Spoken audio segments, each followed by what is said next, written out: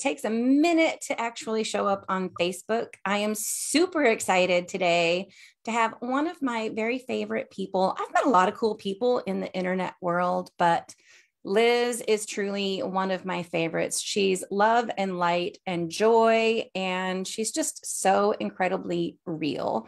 So I'm super excited to have you here to talk about something that keeps coming up more and more and more in the group, as well as just in this weird economic environment that we're in, right? Right. Is people wanting to cook on a budget. And I'll be brutally honest, like, I'm not used to cooking on a budget. I don't even usually, and I should probably not admit this, it's a little embarrassing. I don't even look at prices when I shop. Like, I literally like, this is what I want to eat and this is what I want to cook. And so I do it. And then I look at the bill at the end of the month and go, oh my goodness, we spend how much on groceries? So it is something I need to get better at. But in our casual conversation the last couple of weeks, you were like, ooh, I play this game with myself where I cook dinner for $10. And I thought, oh, this could be so much fun, because so often I feel like when you think about cooking on a budget, you automatically have this like, ugh, what am I going to cook? I'm trying to cook on a budget. Like, this takes all the fun out of it, or I can't buy this or that because my budget is this. So I can't wait to hear how you got started with $10 dinners and this game, and tell us more about this game that you do. Everybody, this is Liz. This is my beautiful friend, Liz. Hey, oh my goodness. Such an honor to be here. I love Trish. I told her yesterday, I'm such a fangirl, and I'm so honored to be in this space today and to be sharing with you guys in just a random conversation. It was like, what, 2 weeks ago? Yeah. I just played this really fun game. I try and do dinners for $10. And for me, because I've been doing it for so long, it's just what I do. So, I'm in that little bubble, in that zone. And I forgot for a second that, number one, not everybody finds joy in cooking. I didn't. I can tell you about that in a little bit. And two, the price of everything it's insane. Eggs are nuts right now. $7 a dozen for eggs. Okay, so at the Walmart, I went to the Walmart. We get everything delivered. The only eggs that they had left were organic, and it was $9 for a dozen eggs. So we're all feeling like the cost increase, the price increase. So how do you nourish your family on a budget? I don't always look at prices, but the way that I shop really lends itself to not going overboard. I shop with a list. But can I tell you a story of how I ended up kind of in this really abundant space with cooking? I wasn't always like this. Please do. Because you know that this group is all about helping those that don't feel abundant in cooking or are just bored with it. And so I think hearing that from you would be fabulous. Okay. So I did not learn how to cook until I was in my 30s. I'm very open about it now. My mom did cook. She didn't love it. She cooked, as a lot of people do, like, I've got to feed these kids. I've got to feed my husband. So she did, but she didn't have, it's not her thing. Right. I learned a lot from my grandmother, and I still carry the skills that she taught me when I was itty bitty now, but I didn't really learn to use any of those till I was well into my 30s. I used to shop at Trader Joe's a lot when my son was little. So if you're ever in a pinch and you need quick heat up meals or something that's reasonably nutritious, that is budget friendly, if you have Trader Joe's is my go-to. Man, I keep waiting for one to come here. I love Trader Joe's. And like, if we're going anywhere where there is one, I'm like packing a cooler. Oh my gosh. I'm like, Brandon bans me because when we go like quarterly, and it's always some stupid amount of money, but they also have really, really good, like, shelf stable pantry items. Mm-hmm. So I used to say I'm really good at making reservations. I have catered because I still wanted to have like a nice meal. So I remember holidays like Thanksgiving being catered, just like for a handful of people. And when my son was 4, he's in high school now, but when he was 4, we let him watch this documentary. It was part of Food Inc. And Peyton is like his own person. He marches to his own beat. He was very aware of how animals are treated, animals that are raised for food, where eggs come from and how the chickens are treated. He banned eating any chicken related items for a while. So at 4, he was borderline wanting to be vegan. And it was at that point, the only alternatives we had were heavy in soy, which you certainly, don't want to do for a small child, especially a little boy. So my option was learn how to cook. Okay. My option was learn how to cook. So I don't do anything half-assed, excuse my language. I do everything with my full ass. So when I jumped into cooking, that's why we've connected. My husband is bodybuilding. So if you're familiar with that, that is a lifestyle with macros and all food scales. My father-in-law, who was staying with us most of the time, was on an elimination diet. So let's talk about this. No soy, no dairy, no red meat, no booze, no gluten. And I had 2 small children. That sounds miserable. So here's the choice that I made. And this is kind of why I'm sharing this. Yeah. I could say, I can't feed y'all. Here is the DoorDash. Pick what you want. Everybody get their own thing. Would have gone for broke. Would have been filling them up with ingredients that aren't not healthy. Yeah. So I took a really big step back and I said, all right, I can wallow and say everybody's going to starve, make 6 different dinners, which who has time for that? Or I can figure it out. So I started making it a game, right? And how am I going to feed a bodybuilder, someone on an elimination diet, and picky children? So this is what I was really excited to share, right? If you shop the perimeter, that's a supermarket. You can feed almost everybody, right? Supermarkets are so well designed to get you sucked in all those middle aisles, right? Mm-hmm. The things in mixes, the things that you just add something to. There's zero wrong with that. What is it? Fed is best. Yeah. Fed is best. So we do a protein. We always do a vegetable, and then we'll do a starch or a carb or a grain, right? Mm-hmm. And if you get really creative with what you keep in your pantry, like spices, yep, inexpensive, brilliant. You can't really screw something up with a spice. You can keep your basic pantry things like onion powder, garlic powder, smoked paprika makes a huge difference. It's always in everything. So good. And we keep fresh garlic. I buy the bag with the garlic that's already peeled. So it's super easy. And we shop the perimeter. So fresh produce, right? Fruits, vegetables, and you move into your dairy. So your Greek yogurt, your milk, if we're lactose free, but there's lactose free milk, nut milks, so many choices. And then you move in and there's, the proteins. So if you kind of just tell yourself, I'm skipping the middle section, everything around, what did we do before we had heat up dinners? We had protein, we had fruits and veggies, we had rice, pasta, grain. And that's how I build our menu. Okay. And I will say it was a lot of work because I didn't know what I was doing. And it was overwhelming. And so do you remember what a couple of the things were that you discovered along the way that made it easier for you? Yeah. I have the kids still pick a dinner that they want. It avoids the meltdowns. I don't want to eat this. Mm-hmm. So what's the dinner that you want this week? Get the buy-in, right? Yeah. So they're really looking forward to it. When they were smaller, every week I would have them pick something that they'd never had before. And it used to be the weirder, the better, right? All kinds of weird things like daikon. I was like, what is this? Or a star fruit. What do you do with a star fruit? I was on YouTube a lot figuring out what do you do with a leek or a bok choy? And the kids would pick it because it looked cool, it sounded cool. But the rule was if they picked it, they were going to try it. Well, and studies show that the more they're involved in the process, the more they're likely to try those new foods. And I really love that approach. And I learned something today because even with my kids, I would give them options of here are the things I have in mind. Which one of them excite you the most? Because if I tried to ask everybody in the house, what do you want for dinner this week? Yeah. You run the risk if you don't frame it right of trying to please everybody. And all of a sudden you're like, okay, well, I've got what everybody else wants and I don't want any of this. Right.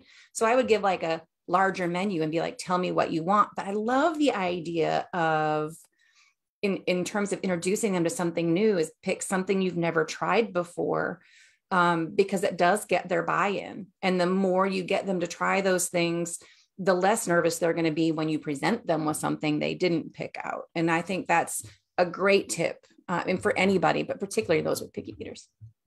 Love that. Okay, so we've tried all kinds of weird ingredients. We have, like, I'm obsessed with vintage cookbooks. Anytime there's like a Goodwill or we're thrifting, we have vintage cookbooks. So Charlotte is 9.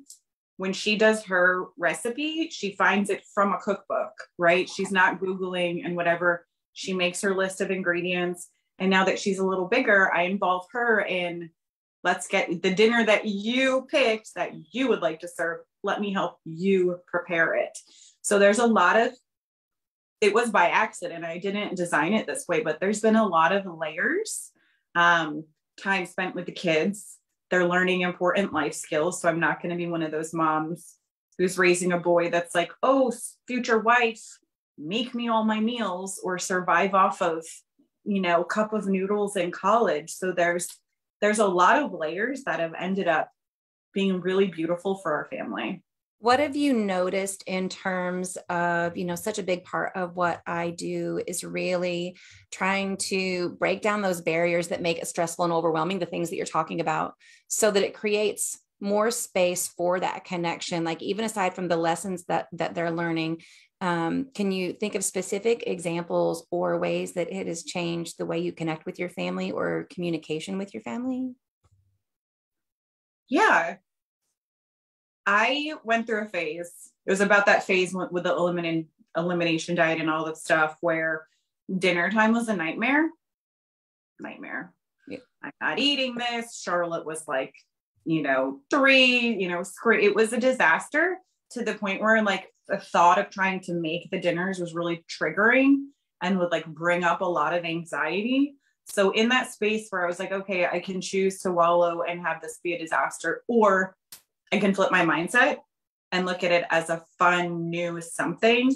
That mindset shift, not for anything. Women are usually the heart of the home. Mm-hmm. If we, internally decide that this is going to be a better experience, it's amazing the power that we hold to have everything else follow suit. So it was a slower progression, but just my decision to nourish my family with whole ingredients, keep the dinners really simple so that it wasn't overwhelming, get the buy-in from the kids so there wasn't, at least one of them wasn't having a meltdown. Yeah. It created the space to actually connect over a meal that I made, right? And that connection and that time, you and I have talked about it a lot. We can't get more time back in a day. No. And the years with them go by so quickly, that, I remember finding myself, and this is where I get a little choked up and emotional about it, but I remember that moment where I was like, why is this so damn hard? And, one was, why don't they appreciate me? Right? Why don't they appreciate everything I'm trying to do? I have so much going on. Why are they making a big deal out of whatever? And that ability to step back and remember, like, we teach our kids that energy is contagious, but we don't follow it ourselves. And so everything you bring to the table, and honestly into the food, comes out, right? Like, it can be sensed, felt, tasted. And so there is that mindset shift is so important. But I look at my kids now, and I've got Logan at the dorm room going, Mom, I need some recipe ideas because the mess hall is closed and I don't just want to eat junk food. Can you send me a few ideas? And I was like, do you need me to pick out some things for you?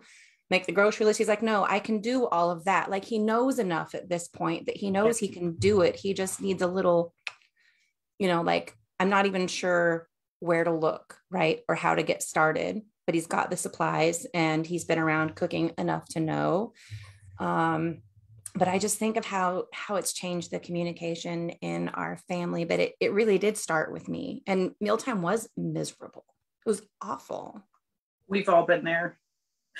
We've all been there. Some of us are still there. Yeah. And now it's like, it really is, part of it I know was because my kids are out of the house. And so I really cherish the time when they come home to have dinner with me. But even prior to that, like when we would sit down, it becomes such an opportunity to strengthen those bonds and find out what's going on, but also to remember that they're making a big deal out of the things that are a big deal to them because their lens and their environment is so much smaller than ours. And so, yeah, we forget that what we're inadvertently teaching them. Right.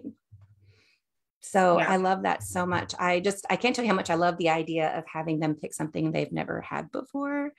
And just the way that you've managed to get them involved little by little. It doesn't have to be this decision to, okay, this week, I'm going to be a better mom and I'm going to plan 5 meals and I'm going to get the kids in the kitchen with me. And I'm only going to shop the perimeter and everything's going to be great. Oh, no.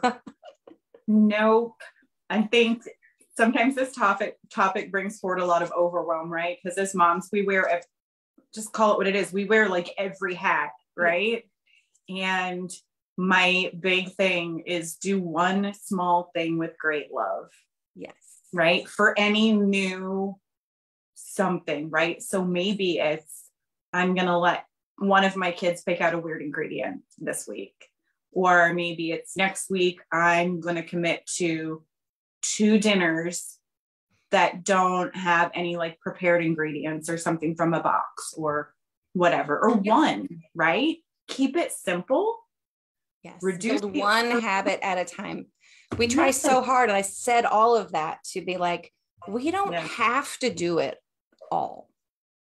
We don't. And so I think I'm going to have to put that up in my room somewhere. Do one thing with great love. Because that really is how that shift starts. Right. Yeah. Oh, I love that so much. That so much. So a couple of questions back to $10 dinners. So if somebody's listening and they're like, okay, I get it. Shop the perimeter. I can save money. I can eat whole foods by doing that. What are your go-to, like when you were planning $10 dinners? And of course, $10 then versus $10 now is quite a bit different, but what are I know we talked about spices, but like, what are the core ingredients that you've really found you gravitate toward to keep it under that $10, right? So is it a can of diced tomatoes and a big bag of rice, or what are the proteins that you find like just as a place for them to start? Yeah. So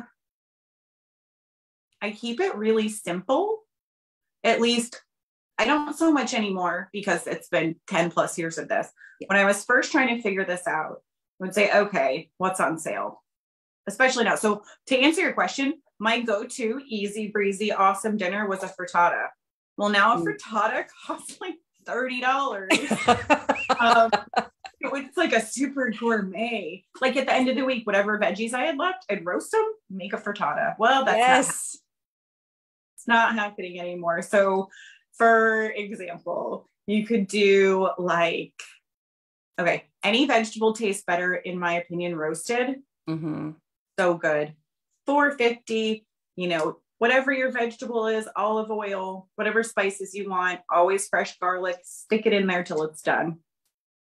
With the kids eat roasted Brussels sprouts. They love it. They think it's delicious. Yes. Never a frozen Brussels sprout. They're an abomination to the world. Or steamed. They don't like those, but if you roast them, oh my gosh, olive oil, rosemary, pancetta to get the fat. Oh my gosh, it's delicious. You're making me hungry. Okay. Well, even now, Brussels sprouts. Oh, and little shaved Parmesan on top. A bag of Brussels sprouts, at least in Texas, they're still like $3. Yeah. And I think a head of cauliflower is like $3, right? So we sliced one up last night and did the big cauliflower steaks on a sheet pan in the oven for 25 minutes with olive oil. And if you want to buy one bottle of flavored olive oil to feel fancy and mix it up, drizzle it with a flavored olive oil and a favorite spice blend. Use a different spice every time. It'll taste completely different. Totally. And then in terms of proteins, what do the kids love? They love chicken Milanese. Okay. Pork is cheaper in Texas. So pork Milanese, just pound it out, dredge it in flour. The gluten-free Panko is the secret. They come out super crispy and awesome, but a pack of boneless pork chops in Texas, it's like a big pack. They're like $5. Oh, wow. So that's $5. And if we did Brussels sprouts, that's $3.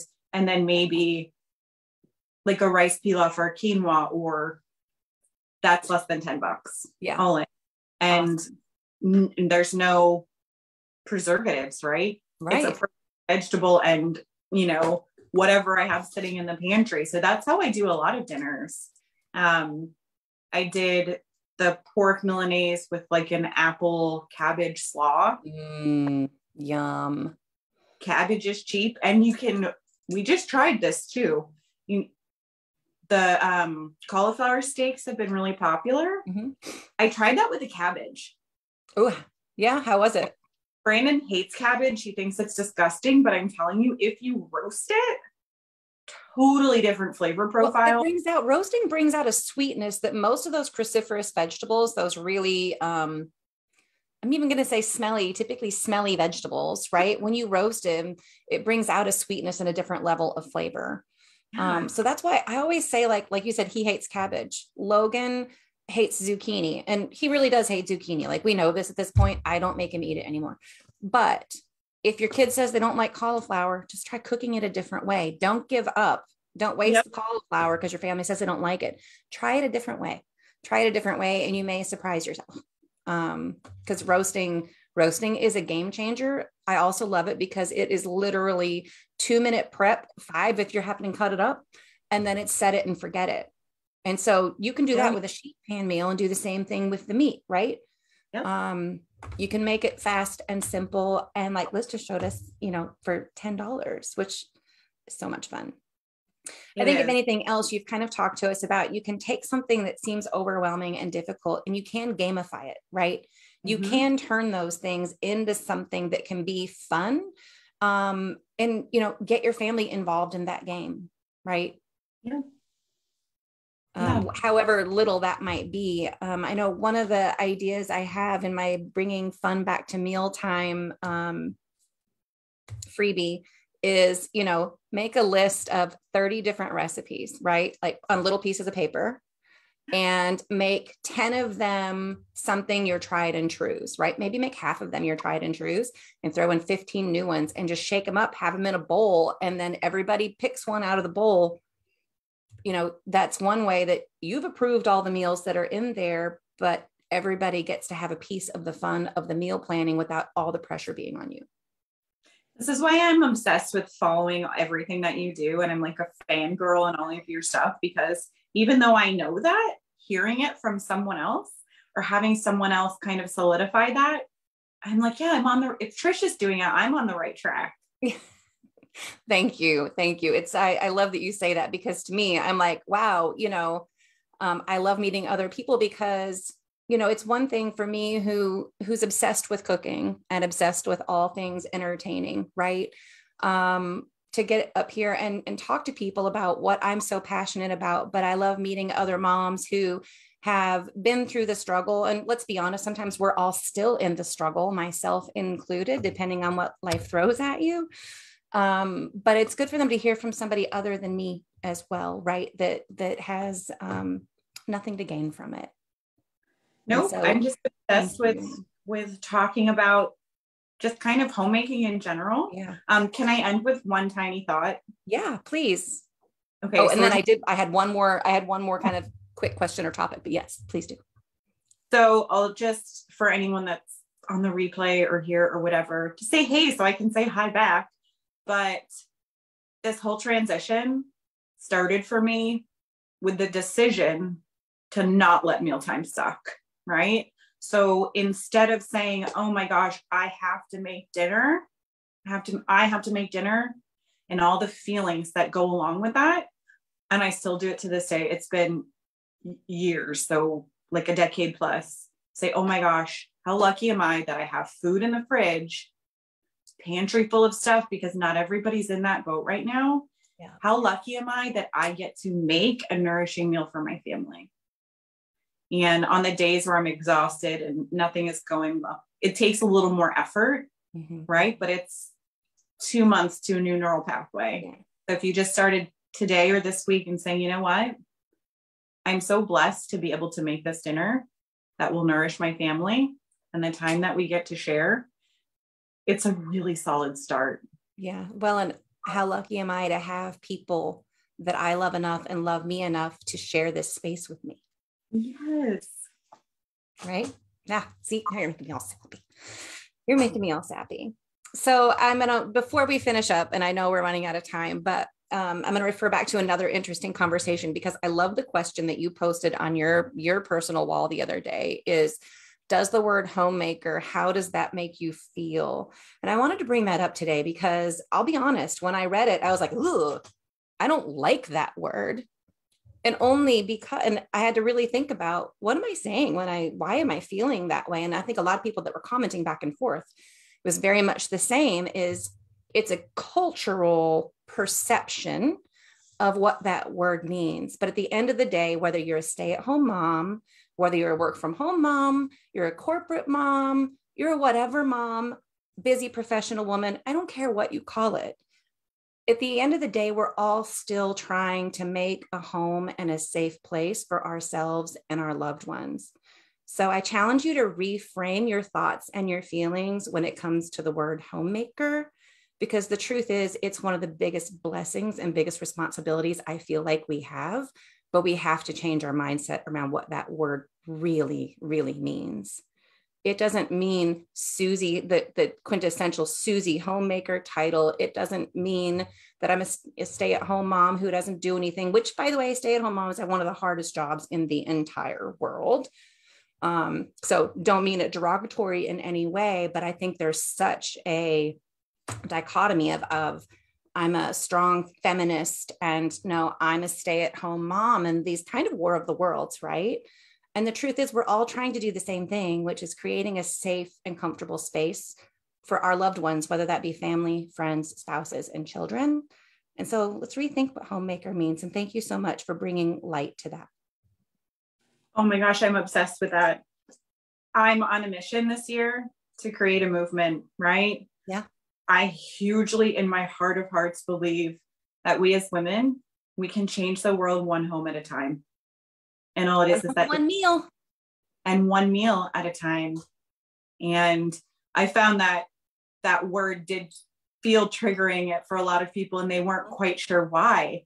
And it was awesome to really receive all of that feedback. So I found that try this on, put this on like a little outfit and see how it feels. If you don't like it, take it off, right? Inspired modern homemaker. I do like that. Yeah, just try it on for a minute, see if it fits. Oh, thank you so much for being here. And for anybody listening and watching, I've done a horrible job trying to keep up with comments because I've been so engrossed in the conversation.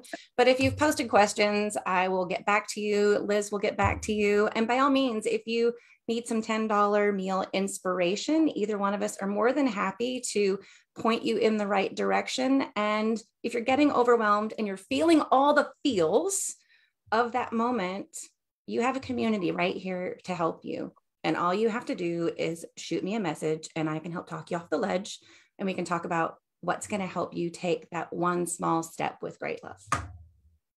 Gratitude, Trisha, for allowing me in your space today. I was looking forward to it all week. So thank you so much again. Thank you. Have a great weekend, love. Bye. Bye.